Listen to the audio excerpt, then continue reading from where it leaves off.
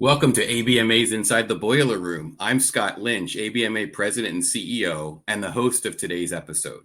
Before we jump into today's topics, I want to recognize our new followers on YouTube. As this is a podcast that's both audio and video now, and I am pleased to share that our August episode on hydrogen with Bob Langstein has already gotten over 200 views on YouTube. On today's episode, we are going to dive into the topic that is critical to operating and maintaining safe and efficient boiler rooms. And I'm not talking about some boiler technology here. I'm actually talking about boiler education, especially for the boiler end user. I'm excited to have Jonathan Kapel of STEAMWORKS join us.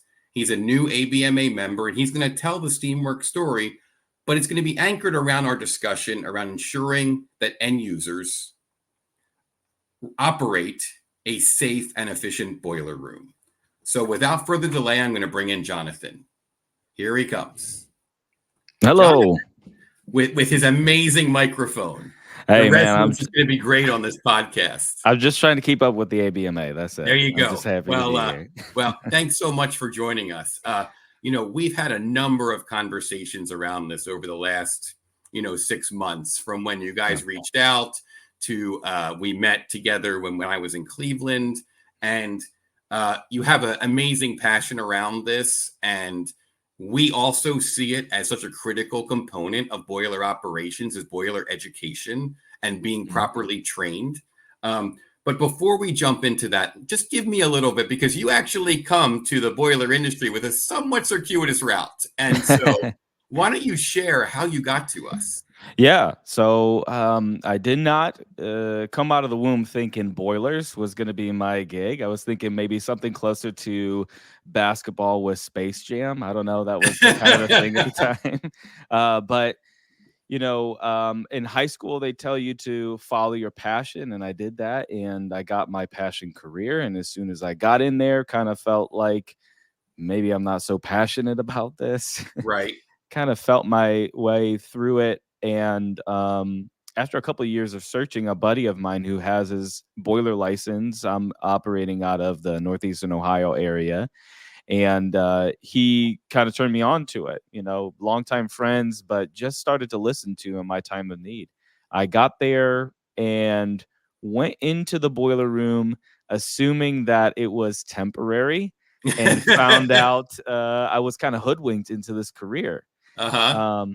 Yeah, so I think after a couple of years of operating, what happened for me was I found out that I could build a passion, and the kind that I was really hoping for. It's not quite dunking on people with Space Jam, but it's been a really great career. And along the route, and part of our conversations have gone, Scott, where I've had to learn many things. I mean, on day one, somebody told me to move that valve, and my response was, "What is a valve?" Let's start a little bit more fundamental. So I've had to get my licks along the way for sure, and I can tell you that it's been enjoyable and hard, and all in one, definitely. Yeah. So now let's transition then. So how do you get to STEAMWORKS? Yeah. And then talk about STEAMWORKS in terms of like what you guys do and how you have impacted or continue to impact the boiler sector. Yeah. So in Ohio, you have to have a license. There's to operate high steam pressure boilers. And across the nation, there's not too many of those programs left, but I was fortunate enough to find actually friends and family help me fund my way through boiler school. And I attended STEAMWORKS as a student. So I met this guy named Dean Wilson, and he wrote Boiler Operators Workbook, and he's tremendous, an operator grown into teacher, and built this business that was basically training and some consulting as well on boilers. Eventually ended up finding my way back to Dean after a few years of operating. And he was able to coach me into the position that I am today. And now I've been owner, CEO of STEAMWORKS for several years now. And I will say, though, briefly, that Mm, the transition from operator or technician to trainer, it's a process, mm, and not everybody can do it. And I yeah, also think that we even have conversations internally about that yeah, somebody that has a technical background isn't always a great trainer, and yeah, you have to kind of find the person, and you have a passion for it, which is great. But yeah, I think this also kind of gets to some of the stuff we're going to be talking about, that you need somebody who's a trainer or somebody who understands how to train in yeah. order to really teach properly, or to give them what they need. Yeah, absolutely. I got the benefit, I think, in that way, in that my passion career prior to that gave me some experiences where Yeah, right. I got to learn how to teach and Hmm. learn how to navigate some of those public speaking events and Yeah, right. organization and stuff. It's definitely another skill Yeah. and super necessary because we can't just assume that when we throw an operator with Jim, who's been there for 40 years. Jim is going to do an excellent job at the things he knows how to explain, but he hasn't really had to explain them, in a way that is palatable for everybody to hear. Well, Um, and I guess the other part of this is that Jim's been doing it the same way for 40 years, and that might actually not be accurate, or it might not so- be the best way to do it, I'm right? going to let you say that one, but yes, I would agree with that. So just briefly, Steamworks itself, Yeah. what are you guys today focused on? Yeah, we primarily do three things. We do training nationwide. Probably the most common thing that we do is customized training. So we'll come on site and build a training for your team and your equipment. We have consulting where we'll do written SOPs and audits, steam audits, and help people to upskill their process, not just people. And then we a third branch. So we got training, consulting, and operations is the last thing, which is actually having a crew on site and operating boilers. And we primarily do that in Ohio and surrounding Ohio areas because we know a lot of people who have licenses in that way. So we Now, you probably a mentioned network. that Go if ahead. somebody who has a license Mhm. at a facility leaves, there can be a gap there, and they Yeah. can't just bring anybody in. So your services are helpful because you can bring in somebody that can get them through Yeah. a peak time, or get them through somebody departing, right? Yeah, I mean, as a training origin company, our biggest goal is to position people for um, long-term success. So even Mhm. if it's just a temporary gig, we're hopefully trying to recruit people in that way so we can fill that gap for the long run. Mhm.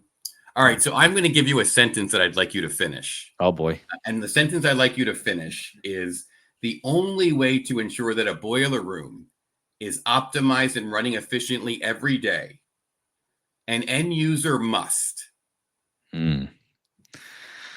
Um, Pay attention to the details. Okay.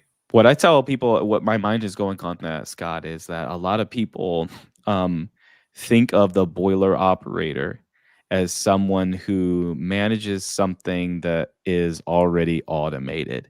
Right. And where we've come from is a long lasting trade. And we have automated things, but we sometimes have forgotten that there's a large amount of work in interpreting great data because your job is really to um, as an operator to do things safely and efficiently, your job comes down to interpreting the invisible. And when Hmm. we do that, the only way that we can interpret the invisible, like we don't see the steam, right? We don't see the flow through the pipes. We have only the data to kind of stare us back in the face as operators and to make the right call. So yeah, I think I'm okay with my finishing of your sentence. Yeah, it's Yeah. all in the details. And so the idea then is, it's when you see spikes or changes in data Yeah. that something else is going on in the system, and we probably want to figure out what's going on.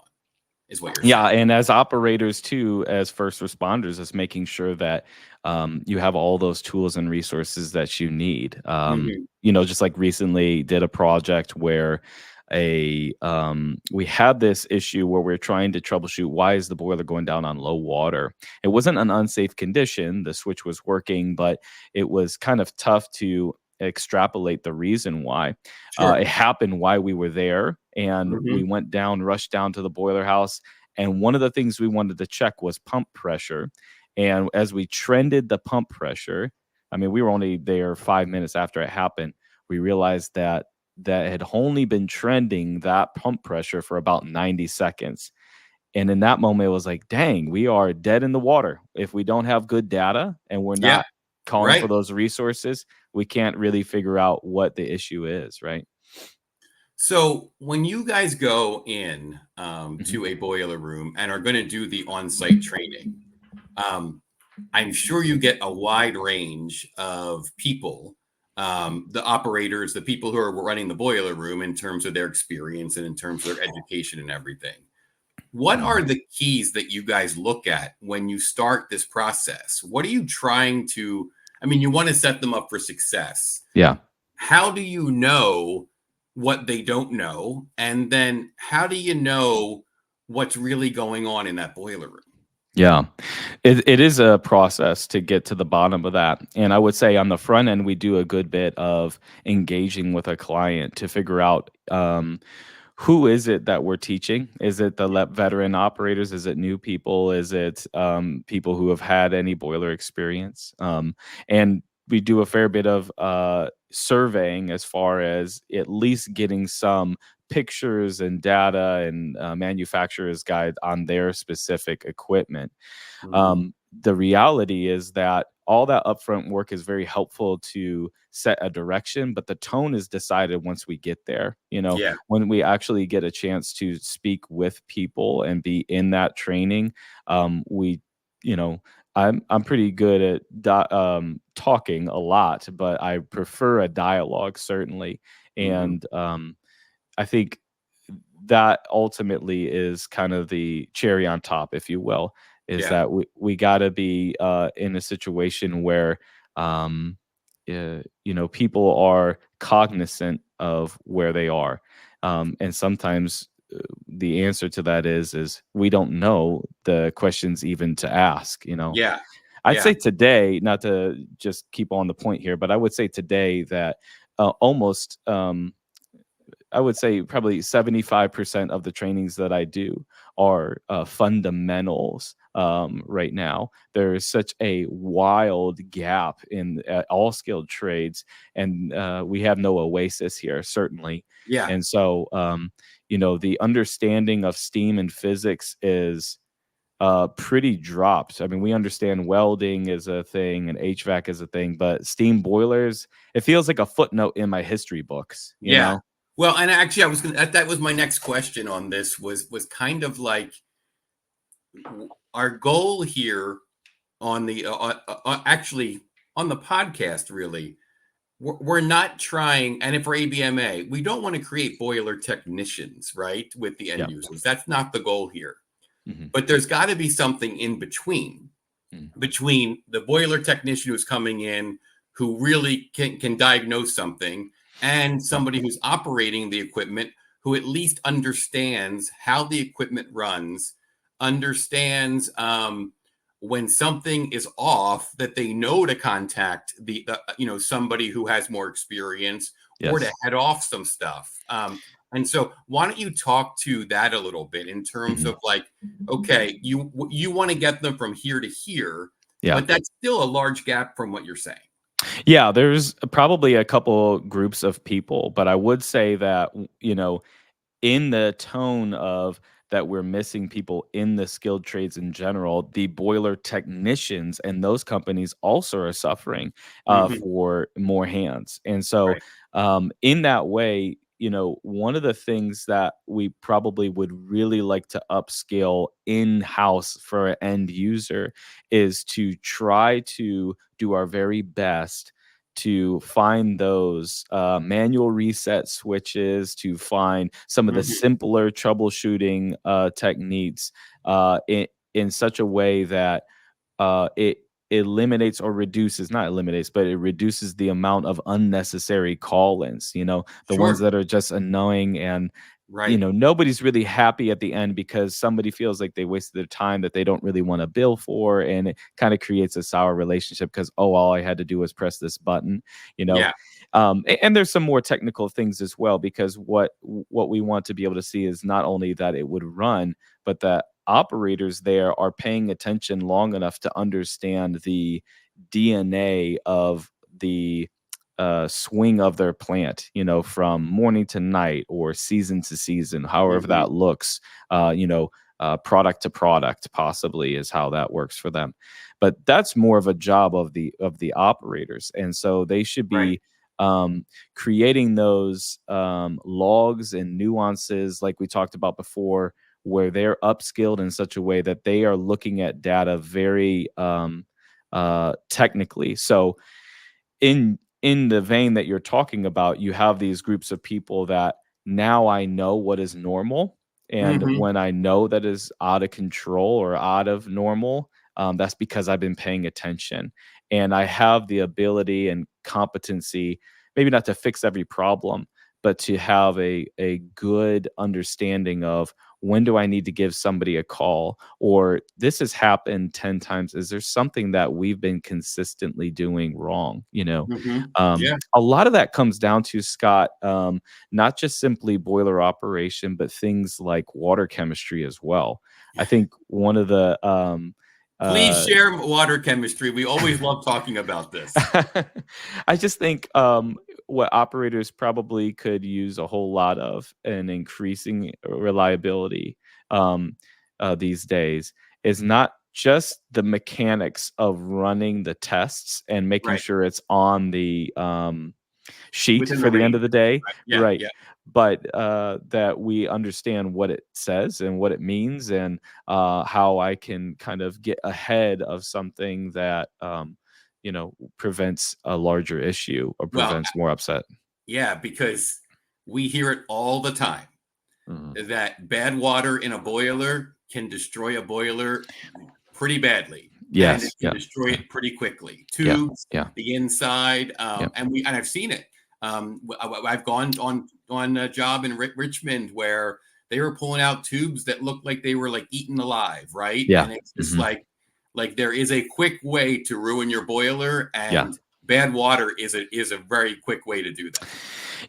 The steam industry, there's just more to it than white smoke out of a teapot, Right. and I think Yep. one of our struggles at Steamworks as an educator is that we often fight the notion that we could get this done in a 4-8 hour class, right? Yeah. And Uh-huh. what we find is that um, people are desiring more because it's a little bit more complicated than they anticipated. Hmm. And I think as end users, what will help them feel like they got the biggest bang for their buck is sometimes when they have a team that is upskilled in such a way that they can explain what is conventionally correct for how we, for Right. example, water Sure. treatment or frequencies of blowdowns, or we made this decision because it was based upon long held and understood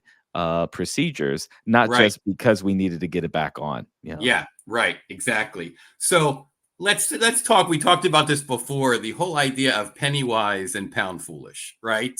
Hmm. That when it comes to the boiler room, a brand new boiler room, that's a huge investment for a company, right? There's a lot of money that's going into that investment. Yeah. It is something that is, but it only runs well efficiently, meaning that Mhm. like it runs with the proper amount of gas or whatever it happens to be. Yeah. And it only runs safely if it's done properly, right? And Hmm. so my theory is that if you spend the money on the front end to make sure that everybody who's in that room is educated and knows what they're doing, Yeah. and can head off some of these issues, it's Yes. going to be cheaper in the end than paying to retube the boiler every 5 years, or Yeah. paying to do something massive to the boiler room because it was neglected, or they were just doing some operations wrong. Am Yeah. I way off on that, or do you think I'm pretty close? No, I think probably the age-old story for us goes like this and for everyone.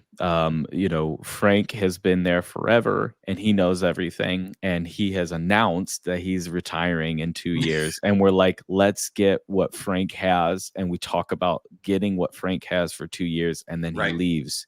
And I think right there in that intercept, whether it's new equipment or it's the experience gone walking out the door, that's a critical moment for people to consider saying, yes, it's an extra hesitation. Yes, it's an extra investment. And yet, I think in the long run, if what you want is safety, if what you want is efficiency, if you want to increase your reliability, um, you have to really look and say, what is the equipment? What's the proper logs? What's the proper PMs? And how do we interpret these things? And that's not simply handing somebody a sheet.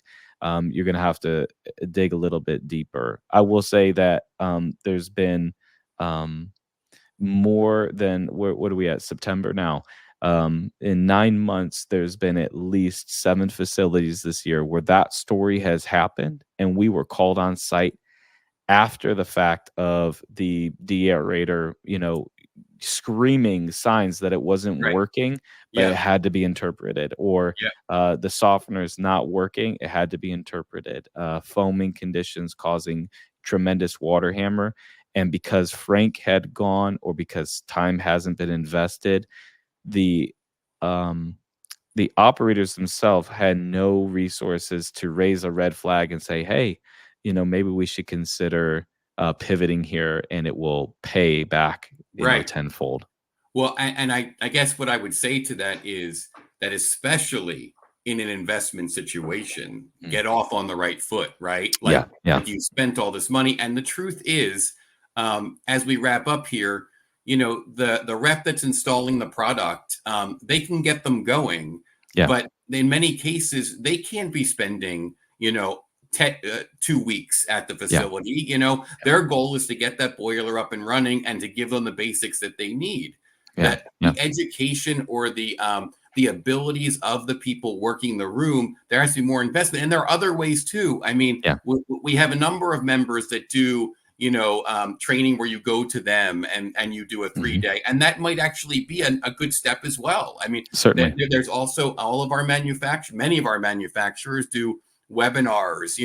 So if Yeah, they do a free webinar on something related to their product, let them take their breaks and do it. Like, encourage yeah, them to be a part of that. There's so many opportunities out there, yes, and we could even, in the podcast notes, we could even list a couple here and reach yeah, out. Like you guys are one solution, but there are yeah, many solutions out there, yes, and yep, it's really the role to seek that out. One other yep, solution is to attend our trade show, that yep, happens every 2 years. mhm, We did it this year, and we're going to be in Nashville in 2026. yeah, Somebody will be able to come. They'll be able to tour the boiler room at the Gaylord, in mhm, Nashville. They'll be able to tour the manufacturing, the rental units outside. yeah, They'll be able to engage with manufacturers, and we'll have education there. So yeah, I think it's really just investing in your people. But then in the end, that safe and efficient boiler room running at optimized, opportunities that they have, that's the goal. And yeah. we can, and I think as an industry, we can also do a better job of doing this, but we can help companies get there. Yeah, absolutely. And we could use there's so many options, and we could even use more. So, some of you veteran operators who are considering that next phase, you should consider joining in, to speak about your experience and build that skill of Hmm. becoming like an honest trainer, because Hmm. we could, there's a difference between the people who are making sure that it hums along and fixes out those details. Right. And we need those, also the backbone of people who have operated it for years, who understand what the problems feel like at 3 o'clock in the morning and how to think through the best next steps in moments of chaos and how to bring it back into control. Yeah. Well, I really enjoyed this conversation. There's a whole lot more that we could talk about here, but I think that the objective behind my desire to engage you was to kind of begin that dialogue. ABMA is having an internal dialogue about this, Yeah. about how we can play this role as a conduit, to help to get the end user and training opportunities available to them together, Mhm. right? And how people can find organizations like yourself and like so many of our members that also do training and make sure that they're aware that this training is available. And there is an investment that has to take place on some of this stuff, but if you put that investment in the front end, it's going to pay you back. And I Yeah. think that's evident. Well, Jonathan, before you go, do me a favor, tell people where they can find you guys. Certainly, yeah. Just check us out on steamworksllc.com. You'll find all the information there for our social and services. And you can reach out to me personally at John at steamworksllc.com too. Awesome. Well, thanks so much for joining us, and just stay tuned for more episodes of Inside the Boiler Room. Follow us on YouTube, like us on your audio podcast platforms so you don't miss any future episodes. Visit abma.com for more insight. Sign up for our weekly newsletter on the website, and we look forward to seeing you next month. So talk to you guys soon.